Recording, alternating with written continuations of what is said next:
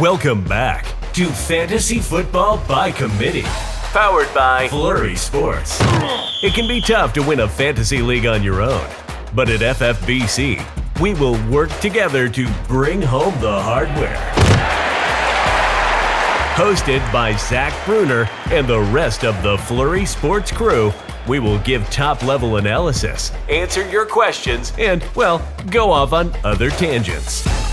That was after I tried to get ChatGPT to admit that 9/11 was an inside job, but it stood firm. It gave quite a few solid points that it was true. Welcome to Fantasy Football by Committee. The show starts in 3, 2, 1. Looking at the other trending players in fantasy football, number 4, Joshua Dobbs. The most trending quarterback, it looks like. Picked up right now in about 112,000 leagues. Oh, no, sorry, 173,000 leagues.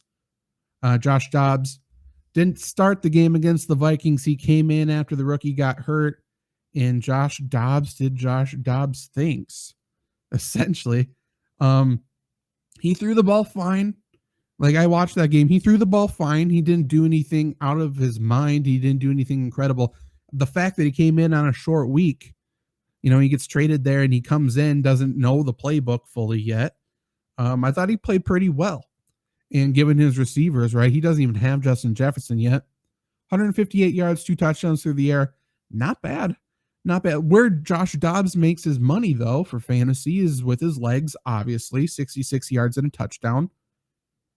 Like, I think people are still undervaluing his legs a little bit. He's had at least 40 yards rushing in 6 games already. That's at least 4 points you can just plug in. He's had a rushing touchdown in each of the last 3 games, so that's 10 points right there. 40 yards rushing and a touchdown. Like, I think Josh Dobbs for sure is a good bye week fill-in. I think Josh Dobbs for sure is a good quarterback 2 in a 2-quarterback league. And I think in the right matchups, you could get by with him as your quarterback 1. Like, do I think he's a must pick up? No. In regular redraft leagues, if you're in a 10 or 12 team league, you're starting 1 quarterback. You don't need to pick up Josh Dobbs. But the biggest thing with Josh Dobbs, and I think I said this in the video from last week after he got traded, when we were reacting live, like I was live when he got traded. I think we said it then. Like, he isn't that huge of a downgrade from Kirk Cousins for the rest of the, receivers there. When Justin Jefferson comes back, which could be this week, might be the week after. Like, I think Justin Jefferson's still a low-end wide receiver 1. I don't think he's the Justin Jefferson of old, with Kirk Cousins, with the offense humming, with every healthy, right, with everything. I don't think he's that, but I think he's still wide receiver 1. I think TJ Hawkinson could go huge here. We've seen Josh Dobbs lock on to a tight end in Arizona and just pepper them with targets. We saw it with Trey McBride. We saw it with Zach Ertz earlier in the year. And TJ Hawkinson could certainly be the next benefactor of that. So I think it's going to be good for TJ Hawkinson's value. I think it's actually an increase in TJ Hawkinson's value, possibly. And then I think Jordan Addison can still do his stuff. I think KJ Osborne hurt this week. Concussion, I believe. Brandon Powell came in, played all right. So, like, in short, Josh Dobbs can absolutely be serviceable for fantasy. But most of all, Josh Dobbs doesn't bring down the rest of the Vikings players you actually want to play, which I think is the most important thing. Cam Akers also in this game looks like he tore his Achilles again. So obviously season ending.